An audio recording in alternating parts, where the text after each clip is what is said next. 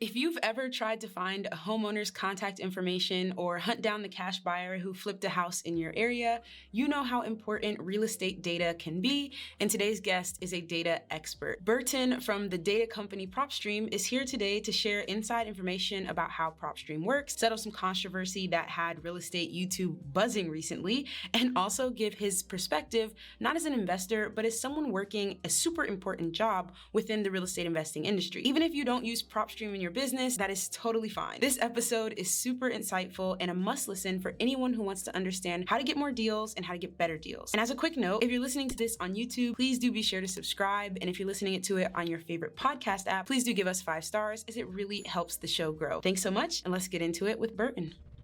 Well, I do want to know so much about your journey and just like about your story. So I have a ton of questions, but I would love to start with like, who are you and like, how did you get into real estate? Like, what was that story like for you to eventually end up where you are today? Well, I'm sure it was just a collection of a lot of things, but how I got into this industry was merely by accident and desperation. I was working at a retailer that sold video games, a pretty renowned one. You probably know of them. They were going through some financial issues, and so they had to relinquish a lot of store managers, and I was on the chopping block. And at the time, my ex-wife was about 7 months pregnant. And so here I am in my mid-20s with a wife who's 7 months pregnant, and I just got laid off from what I thought was going to be my career. And so in my desperation, Craigslist. I went on Craigslist and I saw this ad. Well, actually, my ex saw this ad, and it was something about this: we need a tech support agent for a real estate software, must have a cover letter. And I'll be honest with you, when I saw that must have a cover letter, I was like, nah, I'm done. Like, I ain't doing this. I'm too busy. There are other jobs I can get. So after a few conversations with my ex, obviously I needed to do it. So threw a cover letter on there, pretty much found one online, copied it, put my information on there and whatnot. And I got a phone call the next day, and I guess they were as desperate as I was because they hired me the following day. So I got an interview on Thursday, got hired on Friday, and started working on Friday. And to be frank with you, I didn't know anything about what this company was doing. I knew that the name of the company was Propstream. I knew that they were collecting data and providing it to investors, and I didn't know what an investor was. That's how dumb I was. But I was good with technology, without a doubt. So I could make sure that the product worked. I could make sure that you had the right operating system and whatnot. And over the years, I just got curious. At first I was like, what are we doing? Is this even a legitimate product?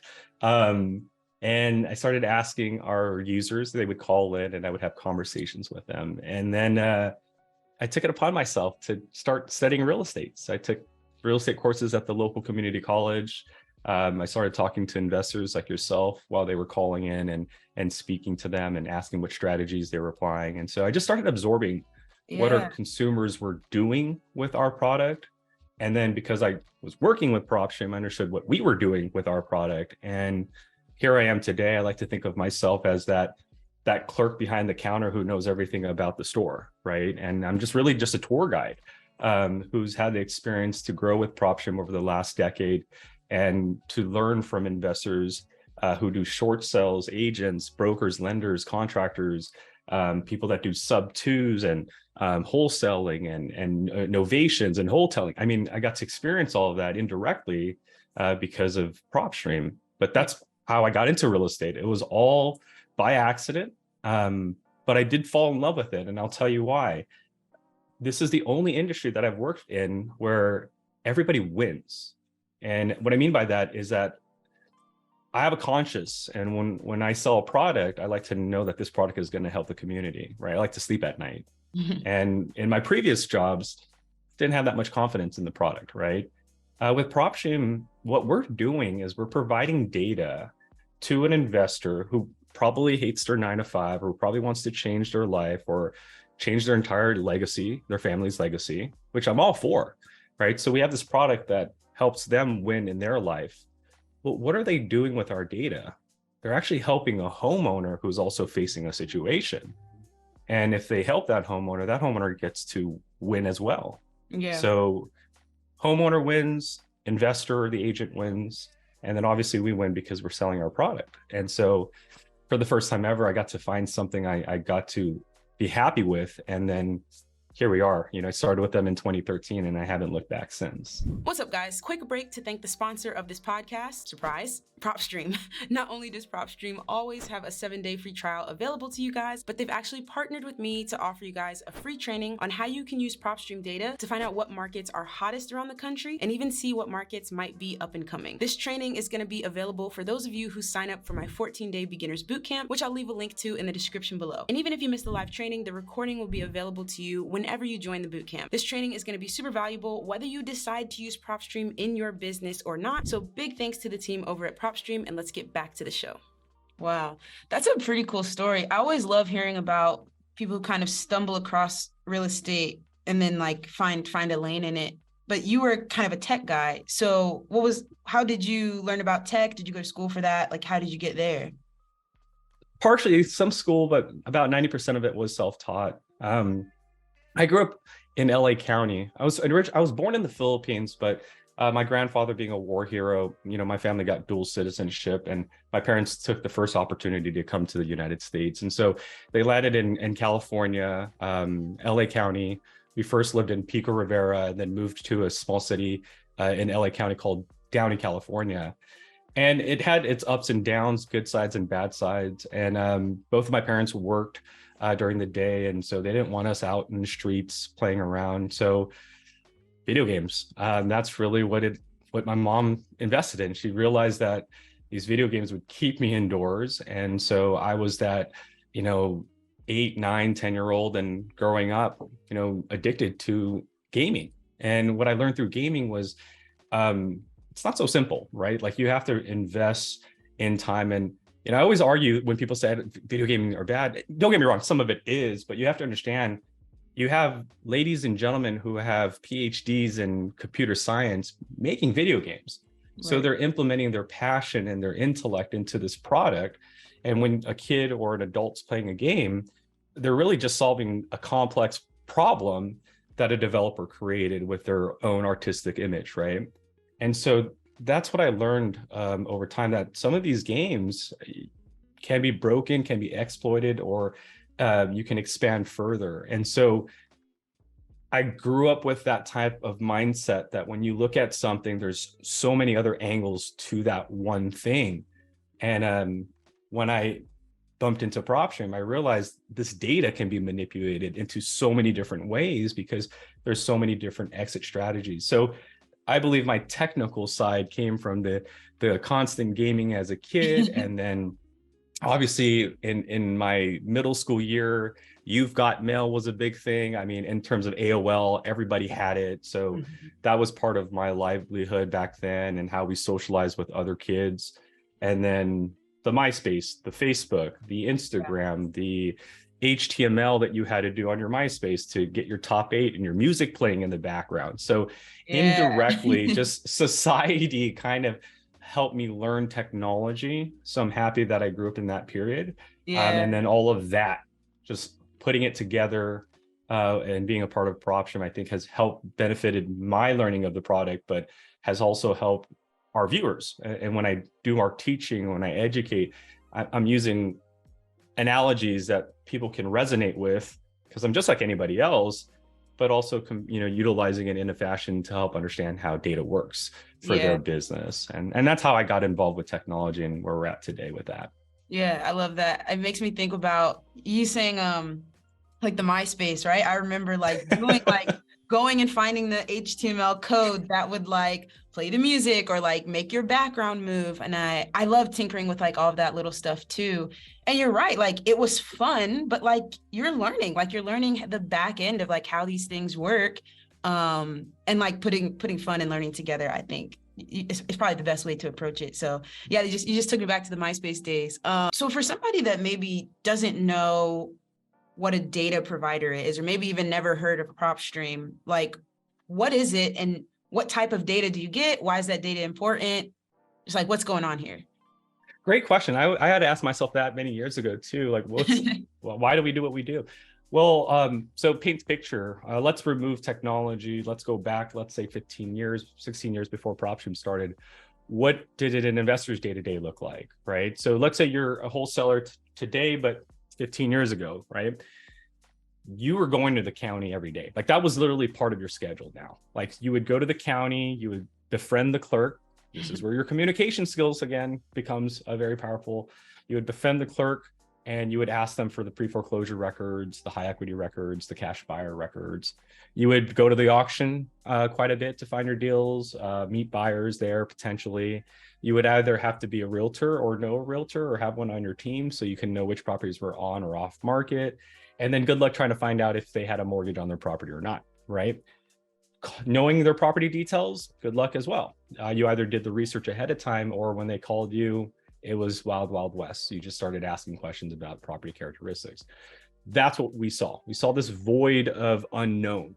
So when investors at the time were getting their deal or trying to get in the industry, they didn't understand they had to go to the county and collect records. And they didn't understand that having property information, owner information was going to be very powerful during the conversation. Right. That's what Propstream decided to fill. So Propstream's data is a collection of MLS data, county data, tax assessor data, court office data, third-party data like HOA data, document images, bankruptcy data, estimated values, et cetera, or what we call an AVM, an assessed value model. But what we've done is we've taken this data and we've pieced it together. But you have to understand what you see in Propstream is not what we get normally. Like what we get is raw data. Right. It's in weird formats. No two counties have the same format. So we take the raw data that you could collect yourself, but we then go through a hygiene process. We clean up that data, upload it into Propstream, so you have this visual user interface now. So investors in the past walked to the county, grabbed the pile of records, manually did their own filters through by hand, single family, multifamily, right? High equity, low equity, whatever it was. And then call their realtor friends. Hey, how many of these properties are listed, not listed, assuming they would get back right away. Circumvented all of that. Now you can go in Propstream and you can search any county nationwide. You can pull pretty much every list the county has in Propstream. So divorce records, bankruptcies, pre-foreclosures. Sprinkle your filters. You're no longer having to do manual filters. You no longer have to look through every file and separate the 2 bedrooms and put the 2-bedroom pile here. And you can do that in a few clicks. And so that's what our goal was to solve these 2 key things that professionals were doing in the past, which was lead generation and then analyzing that property. Our data fills that gap. You can pull up a market, pick a list, add some filters, add some equity. There's your list. We have skip tracing for phone numbers. We have marketing if you need to market to them, like a postcard or an email. But when they call you back, that's when the other side of Propstream clicks in. You search that address that calls you back, and now you have the owner's name, any situational data like a bankruptcy data in front of you or a lien in front of you, the ability to run comps so you know what to offer this homeowner. And then finally, you can print reports too and mortgage information. So that's what we do, and that's how we're trying to service our industry. Yeah, that's a lot of data. Like, I guess my complete beginner question is just like, where does Propstream get all the data? Is this like data that you guys pay for and then, put into your system and your nice looking dashboards and that type of thing? Absolutely. Yeah, we expense a lot into data. It's in the millions a year. Every year we spend millions of dollars on data. There are multiple data collectors, and there's not just, data is not like Amazon where you can find everything on this one website. Data is scattered. You have providers that only collect mortgage data. You have providers that only collect bankruptcy data. You have providers that only collect tax data. And so Propstream literally has to open up an account with every one of these data aggregators and buy that data and bring it into our system. Now, sometimes we're buying repetitive data, like we might buy 123 Main Street, who's in pre-foreclosure from 4 of the providers, but that's okay. Because what that lets us know is that, that property is for sure in pre-foreclosure because 4 providers have concluded that that property was in pre-foreclosure. So we don't mind buying repetitive data. Our goal is to just get it all on a nationwide level, bring it into Propstream and give you a vision behind it or visual behind it so that you're not having to siphon through paper or do the ums and how old is your property? And hear the homeowner say, you're the investor, you're supposed to know that, and then click on you, right? Like that data is here. So today you can search a property, have that information in front of you. And instead of asking, hey, Bob, how old is your property? You can look at our data and say, hey, Bob, your property was built 50 years ago. When's the last time you did the roof? Yeah. Right. That's where that whole sales conversation comes in. You can look at our data and now come up with a different angle. Instead of wasting a question on how old is your property, that question's wasted on when's the last time you did the roof. And now you have a better idea of what the condition of the property is versus how old the property is. So that, again, is what we're trying to do. We're trying to provide that data to better equip you during your conversation with owners, also to better equip you when you're doing your outbound marketing for motivated sellers. Yeah. And I know that a couple of months back, there was like some YouTube online controversy around data, and specifically like MLS data. Yeah. And Propstream was, kind of one of the key companies being talked about. What's the deal there? Like, what happened? What was the resolution? Like, where are we at now? Oh, that's a great question. So like, it all goes back to like, I believe 2016. So in 2016, we launched MLS data nationwide. And what that meant was, for the first time ever, a user who was not a realtor, again, you got to imagine, to be a realtor, you got to take principal practice and one elective, and then take the state test, and then pass it. And then you got to hang your license with the broker to get access to the MLS. And it's only access to that market, right? Like, it's not nationwide access, it's market to that nation or to that jurisdiction. And for those that don't know, there's like 900 plus MLS boards nationwide. Wow. And so for the first time ever, Propstream figured out a way to get that data to our users for $99 a month. And it was amazing, because now those that were in non-disclosure states like Texas, New Mexico, Utah can now run comps on their own without waiting for their realtor to call back an hour or 2 hours later or a week later with the comps, right? You can now literally go in Propstream and have the same data your realtor was going to pull for you. Amazing. What was also amazing is it came with like failed listings, active listings. So you can look at things that were on market for several months and potentially see who might be failing, or look at the failed listings and close the deals that realtors weren't closing. Yeah. So ultimately, we provided a service that you should have never gotten. We were giving people data that literally is behind a wall for a fraction of what a lot of them were paying. And so that went very well. And we still have that data today. However, in January, and I don't know what happened, but in January, the foot went down. And what I mean by that is we were told to no longer display MLS data. Now, what I mean by that is we were instructed to not display two pieces of MLS data. So when I say MLS data, it's not just MLS, it's active, pending, contingent, failed, and sold. That's MLS data, right? Okay. So active is what's active, pending, contingent, failed. And contingent's like, for example, let's say I own a farm and I'm growing apples, and the apples don't come out till October, right? Or let's say December, since we're November. But you want to buy my house now.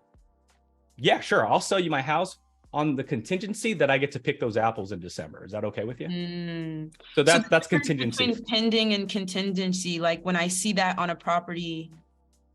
Think of the contingency as a negotiation still involved, right? Between a homeowner and a buyer, right? Like, hey, contingencies, I get to still use the boat or the boatyard to park my boat and go on a vacation here if I wanted to, right? Like, you can have my lake house. Like pending is like for sure. We're just waiting for approval. Got it. Correct. Okay, after pending, it's either going to be sold or they're going to go back to failed or go back to active because the agent's going to try to sell it again. Right. So active, pending, contingent, failed, and sold. Failed and sold. Got it. January of 2022, we were told to remove failed and sold. Failed and sold. And we have no reason why. So when people are like, oh, they lost their MLS data, well, time out. No, we didn't lose our MLS data. We still have on market, we still have pending, we still have contingent. We just were restricted from showing failed and sold. Now, I want to emphasize this, right? Because we always try to look at the bad things and stick with that. I want to thank whoever these regulators were for not removing all of the MLS data. While we were so fixated on failed and sold, and that's very important nonetheless, imagine if they removed the active listings as well. And the reason I say that is because they didn't. And that you got to still save money, because if they did remove that, if we were told no longer show active listings, every time you pulled the list from Propstream, how do you know what's on market now? You potentially are now calling people or sending postcards to a listed property. That would have wasted your time and money. So by the graces of whoever is up there, I will say I'm happy they didn't take all of the MLS data. So we got to keep the active, pending, and contingent, but we did lose failed and sold. And so what we were told is you can no longer display that data. And so again, failed and sold. And so we looked at the fine print and we discovered that really we just can't show the sell price. So I'm going to emphasize that. They told us you can't show the sell price. So Propstream came up with a alternative solution. Now in the fine print, it says we can't show the sell price. It never said anything about showing you a 99.9% estimated value. Right. So we didn't necessarily lose the data. It was just sitting in this dark corner. We couldn't display it to you until we created this unique algorithm. So this algorithm that we created, thank you developers, what it does is it takes that sell price. So let's say a house sells for $100,000.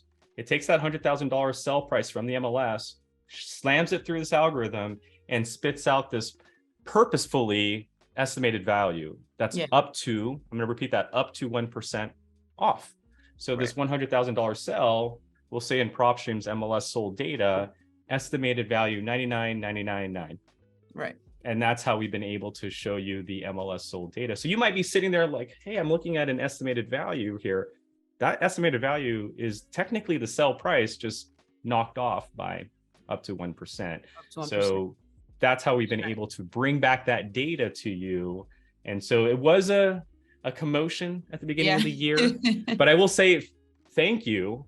As they say, you know, bad publicity is good publicity. Our sales went up really. And this is one of the things I always, you know, tell my friends is, you know, if you're ever running a business, don't mention any other business in your marketing, because the moment you do, you're really just putting that other business in your consumer's image or your consumer's mind. So in January, trust me, I saw the videos too. Saw a bunch of these competitors mention Propstream no longer having this data, and then they would mention their product. And guess what the viewers would do? They would go to that product, they would try it, and then realize it didn't hold a candle to Propstream. And so while they're using that product, what were they thinking? Wait, what was the product they compared themselves to? Propstream? Okay, cool, let's use Propstream. So literally our sales went up because of their marketing. So thank you guys.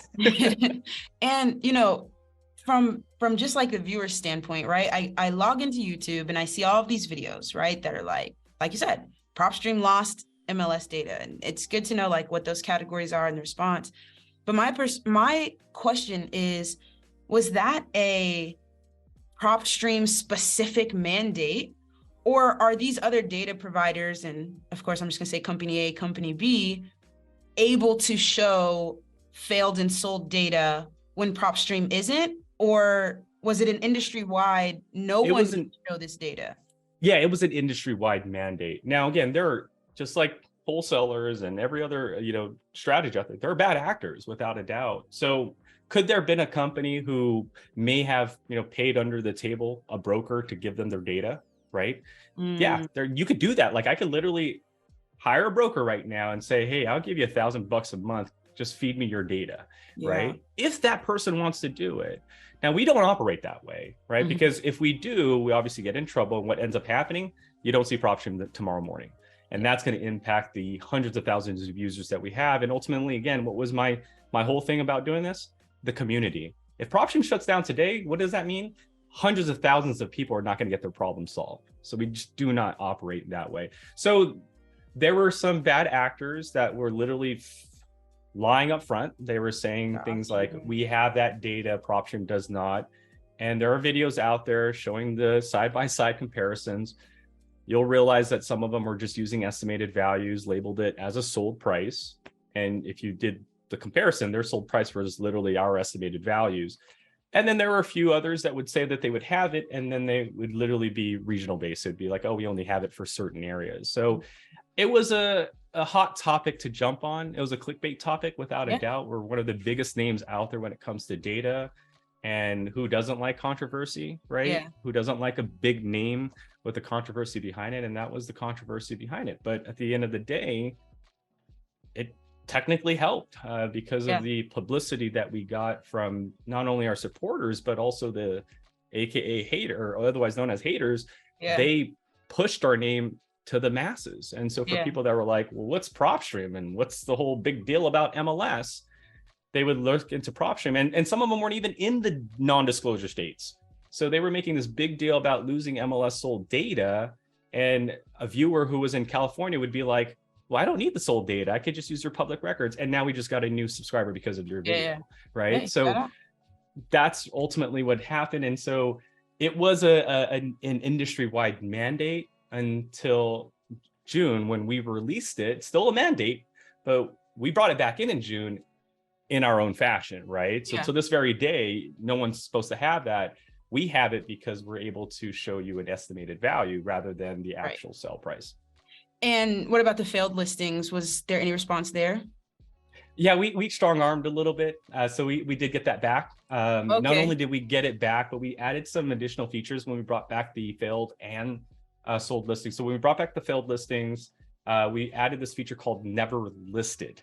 So now our users can go in there and find, let's say, a tax delinquent property that was never listed. So we'll make sure it hasn't been active, pending, contingent, failed, or sold. So potentially you could be the first person to get to that property.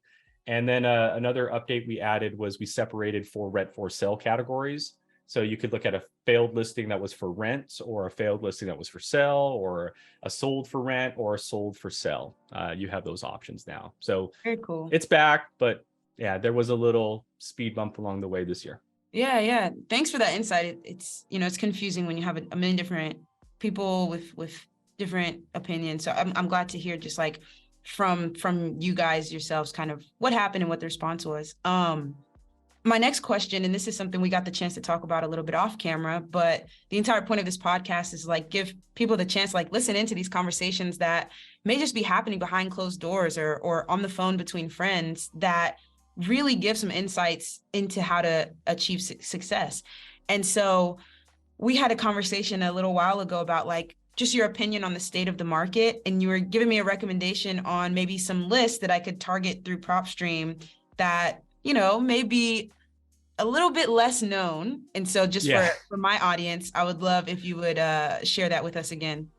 Oh, absolutely. So this is something I learned over the course of my tenure at Propstream. And again, after working with professionals day in and day out, I realized everybody's doing a certain type of search. I call it the traditional search. What that looks like is you'll pull up your market and you'll pick a list, pre-foreclosure list, a lien list, and then you'll add some filters to it, and then you'll market to that list.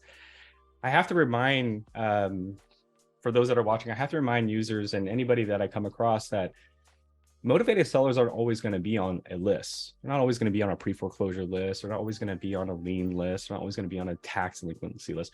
You have tons of people that want to sell their house and they're not on any of those categories, right? So I call this strategy building situations. And so if you understand this, sky becomes the limit. So what I want you to start doing is take a step back, and I want you to start realizing that before someone is on a list, something has to happen before that, right? So I'll give you an example. This year alone, interest rates have gone up 3 times. Now, let's take a step back. How does that impact the community? Well, interest rates are going to impact credit cards. It's going to impact auto loans. It's going to impact home loans. Okay, there we go. So out of all the home loans that are available to a homeowner, which home loan would be impacted, right? Because you have fixed, you have FH, you have all these different types of loans, right? Well, there's one that's obvious. It's called an adjustable rate loan, right? Now, take another step back. What do we know about adjustable rate loans? We know that adjustable rate loans are fixed for a while, and then after that certain time period, they're prone to adjustments. So the average adjustable rate mortgage has a fix of about 7 years. So what I was sharing with Lili is that instead of just looking for a list in Propstream, which I believe is maybe too late because everybody else is starting to call that list now. You can go in Propstream today and look for a house that's been owned for 7 years that has an adjustable rate mortgage that's off market. And so rather than waiting for this person or these houses to miss 6 months of payments and then show up on a pre-foreclosure list, and then all your competitors call them, you could call the day, introduce yourself. Again, this is the art of that communication, right? Let them know that you may be an investor in the neighborhood and you might have drove by, you might be interested in some of the properties there. If they need any help, here's some resources, right? Plant that seed. Don't expect to sell on that first phone call, but plant that seed and then maybe follow up in the next 30 days because they might have missed that payment the following month and the following month. And by the time they start getting that notice of default and everybody's calling them, they're resonating with you because you thought out of the box, right? Or outside of the box. So again, building situations, the category that, or the filter I'm sharing with you guys is looking for adjustable rate mortgages with a minimum 7 years or more.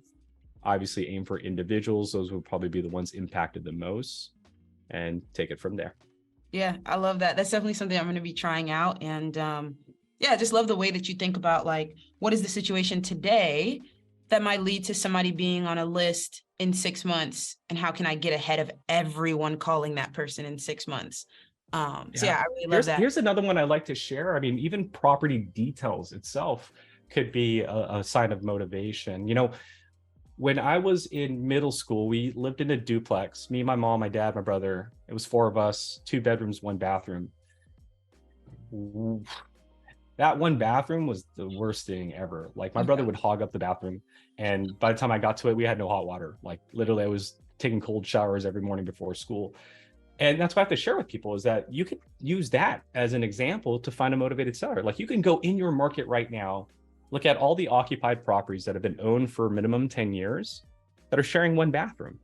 And if you're in a fix and flipper, put a minimum 1,200 square footage on that building search as well. So 10 years, owned by an individual, 1 bathroom, minimum square footage, 1,200 or more, right? Because now you're dealing with someone who's shared 1 bathroom for 10 years or more. So they're probably looking to upgrade now. But if you do acquire that 3-bedroom, 1 bathroom property with 1,200 square footage or more, slap a 2nd bathroom in there. Yep. And then there you go, right? So love that. Think outside of the box. It's not always going to be a list.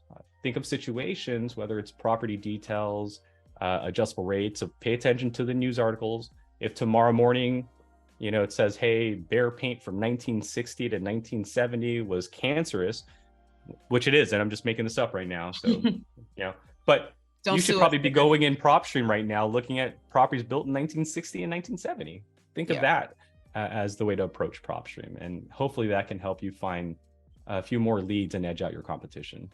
Yeah, it's definitely going to help me. I appreciate it.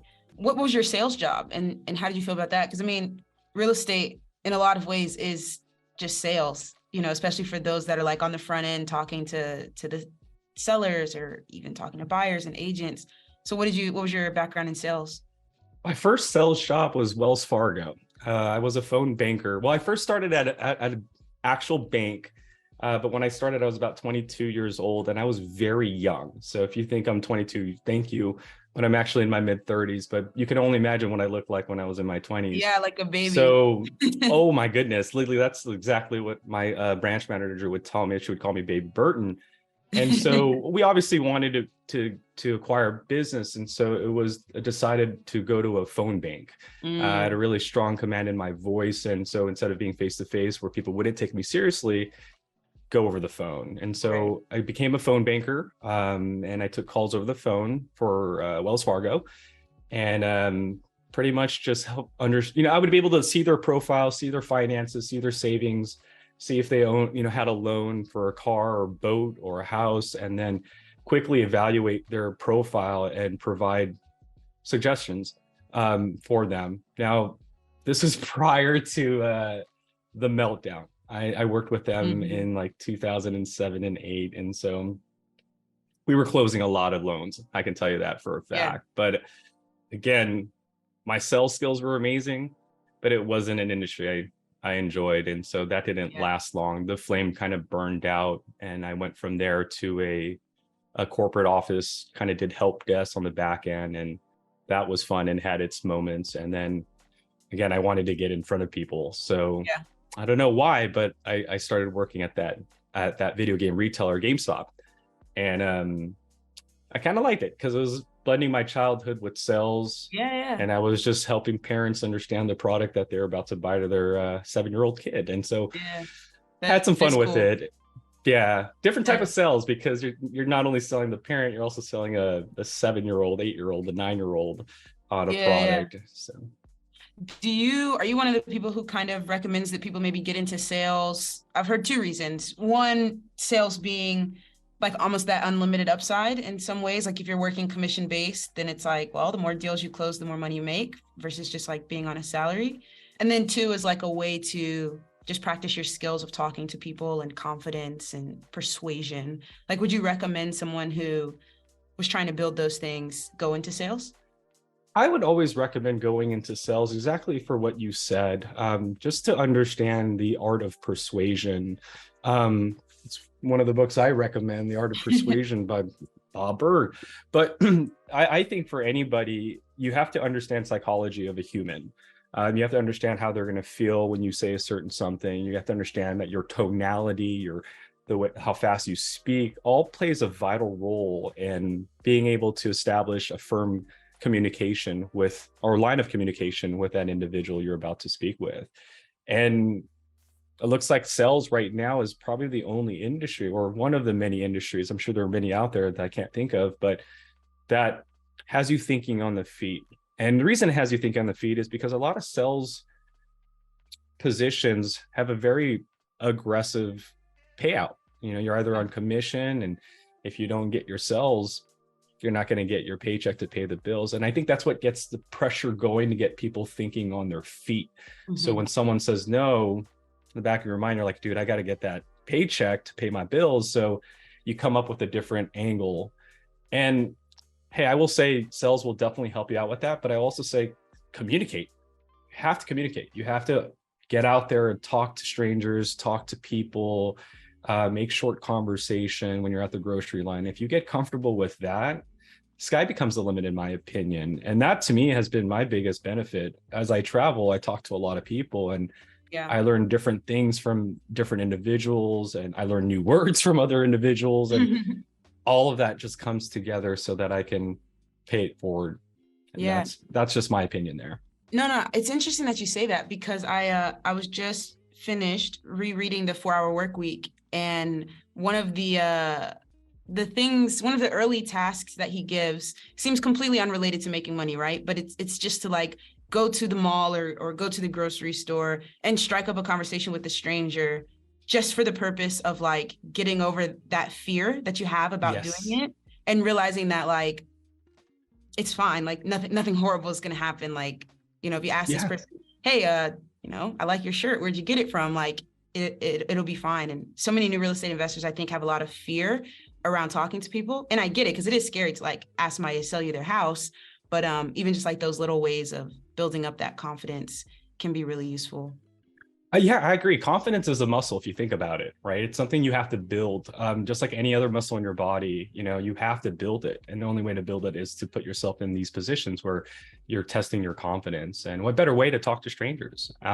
Communication is also a muscle, talking to people and sometimes not saying, hey, how are you doing? Right? That's not going to work all the time. Sometimes you might need a compliment first before you get the words out of them. But that's something I will say is very, very powerful. And trust me on this, if you're very, very good at communication and just making people feel better when you're talking to them, you're going to get a lot of discounts. I get tons of discounts at like Starbucks or at a restaurant because of just the conversations I strike with the waiter or the person behind the counter. And you'd be surprised how easy it is for them to just say 10% on your order. So I mean, I should probably start a YouTube channel of just communicating with, retail stores and getting discounts because of how powerful that could be. But I encourage anybody watching this to, sharpen that muscle by just practicing, put yourself out there, communicate with strangers. Obviously not every stranger, but, the ones that you feel are approachable, and then go from there. Yeah, no, you should have start like a hidden camera YouTube channel and see how many discounts you can get. I've also found that like from one of my mentors that when you like use someone's name and not like in a creepy way like Burton this, Burton that, but like when you learn somebody's name and use it in conversation, like people love to hear their own names and feel like you really see them and are talking to them. And I've had the same experience that people are like, you know what, just take it for free. Like it's not coming out of their paycheck, and you built a quick bit of rapport with them. And if you can do that with sellers and buyers and real estate agents, I think it could really like quicken the amount of time it takes to like build those relationships. I can 100% agree with that. And I say that because I go to a lot of conferences, and when people walk by the booth, the cool thing about conferences is that everybody has their name on their name tag. And when I first started going to conferences, it was just stand there and smile. But nowadays, I read the name and I say, hey, Paul, hey, John, hey, whoever, Sarah. The moment they hear their name, that connection is made. And so I agree with that 100%. Remember their name, utilize it in the conversation.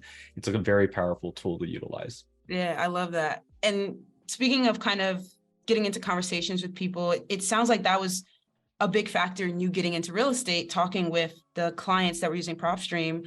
What does your life as a real estate investor look like today? And what was that path like from, hey, my clients are doing something interesting in like this real estate world. How did that impact like your own personal investing? Well, okay. So back to, my parents being traditional Asian parents wanting me to do specific something. So when I first started with Propstream in 2013, over the course of about a year or two, the users that would call us, or our customers that were calling, were retired cops, lawyers, doctors, obviously real estate investors, agents, brokers. And the audience that really caught me off guard was the retired cops, doctors, and lawyers. Yeah. Because my parents were like, you got to be one of these threes to, categories to be successful. Doctors mainly was the main category they wanted me to be. But here we are, all of a sudden, we're getting doctors calling to use our product. And there was this one gentleman, I won't mention names, but I asked him, I'm like, hey, you're a doctor. Why are you investing in properties? And he was very honest, and I will respect him for being very, very honest. He told me, my living style is going to deplete my retirement fund. So I need to park my money somewhere. Wow. And so that instantly resonated with me because, like, if you could imagine a movie, I had this like bubble in my head of my parents telling me, you got to go to school and be a doctor. And then this side, I had this doctor who went to school for like how many years, who's like, no, I got to do something with my money. So in that very moment, those two balls popped and I was like, shortcut, get into real estate.